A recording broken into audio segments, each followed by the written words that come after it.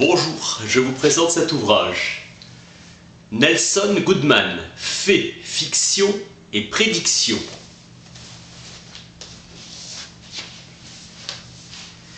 Classique contemporain. Goodman renouvelle le problème de l'induction.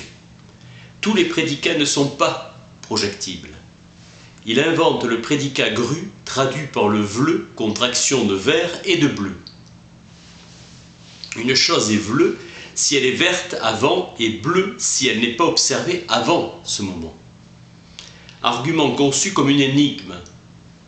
Invention philosophique qui a quelque chose de l'œuvre d'art. Goodman a montré qu'il fallait une mise en ordre innée des hypothèses pour rendre compte de l'induction. Les hypothèses sont ordonnées selon les changements de l'histoire scientifique et culturelle inscrites dans le modèle. La logique inductive n'est pas formelle au sens où l'est la logique déductive. Cela dépend du choix du langage. Le prédicat gru est un prédicat disjonctif. L'implantation est liée à la fréquence avec laquelle nous avons, dans le passé, projeté inductivement un prédicat. Goodman recherche toujours l'accord avec les pratiques réelles qui sont apparues dans l'histoire. Le thème du pluralisme domine toute son œuvre récente. Comme chez Rorty, il y a rejet de la certitude et du fondement ontologique indépendant de l'activité théorique. Construisons des mondes, nous dit Goodman. Il n'y a rien qui soit déjà fait, mais tout est à faire. Les philosophes ont des thèses à défendre. Goodman veut vendre des concepts et des méthodes. Le véritable problème n'est pas l'inné, mais l'évolution culturelle. Nous sommes des constructeurs de mondes. Pensez à son optimisme, son dynamisme. Il ne croit pas au progrès dans le sens d'amélioration, mais croit à un nouveau qui est exaltant et bénéfique, même s'il peut être ennuyeux et maléfique. Construction et création sont génératrices et provocatrices. Il croit qu'il y a beaucoup à faire et qu'il faut préférer la progression lente mais concrète. Consolation de l'homme de science, qui dit qu'un échec est aussi significatif qu'un succès. J'ai utilisé des exemples banals et même sans importance, plutôt que ceux fascinants tirés des sciences, pour qu'ils ne se détournent pas l'attention du principe à expliquer. Le problème des conditionnels contrefactuels. Tout le problème consiste à déterminer les circonstances. Règle générale, un conditionnel semi-factuel a la capacité de nier ce qu'affirme le conditionnel opposé et entièrement contrefactuel. Si j'étais Jules César, je ne serais pas vivant au XXe siècle. L'assertion selon laquelle un lien existe provient de la présomption que certaines circonstances non énoncées dans l'antécédent prévalent. Problème des conditions pertinentes. Le conséquent découle selon une loi de l'antécédent et d'une description de l'état actuel du monde.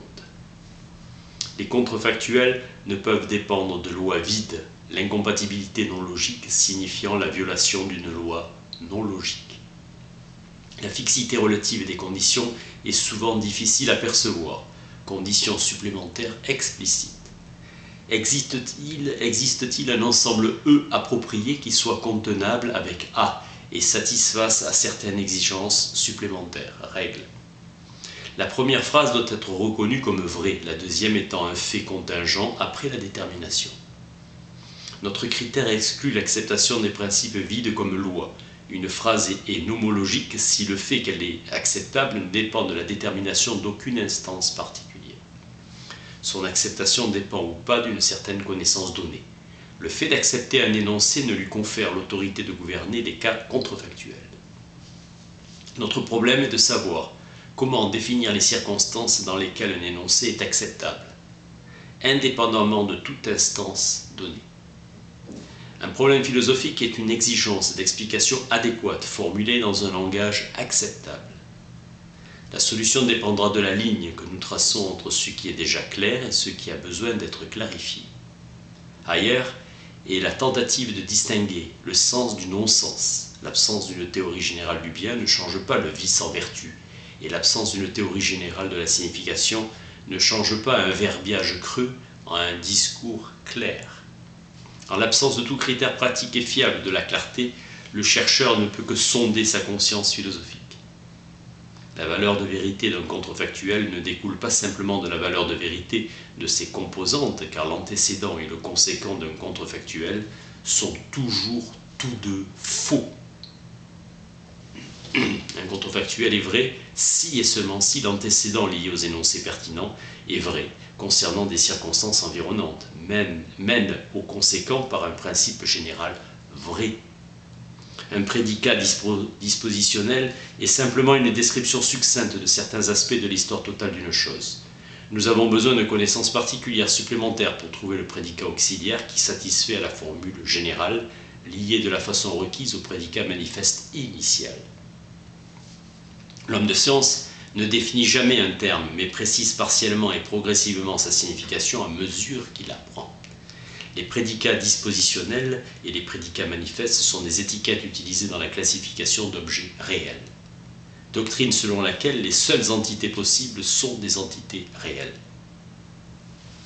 Nous devons renverser notre vision du monde, car tous les mondes possibles font partie du monde réel. Parmi les énoncés pouvant s'appliquer à une situation future, on choisira celui qui est en accord avec l'habitude créée, et donc avec les régularités passées. Une prédiction fondée sur tout autre canon est erronée. Hume nous renseigne sur l'origine des prédictions, mais en aucun cas sur leur légitimité. Remonter aux origines n'est pas établir la validité. La validité d'une déduction ne dépend non pas de sa conformité avec n'importe quelle règle arbitraire, mais avec un ensemble de règles valides, règles d'inférence. Les traités de probabilité, aussi élaborés et précieux soient-ils, laissent sans réponse certaines questions fondamentales. Hempel a été le premier à essayer de définir la confirmation ou l'induction valide, un des premiers. Notre difficulté remonte à l'absence de rigueur de la formation initiale. L'erreur consiste à ne pas prendre en considération toutes les preuves empiriques énoncées. Hume croyait que le mécanisme de projection est déclenché par les régularités dans ce que l'esprit observe et que ces projections sont faites conformément à ces régularités.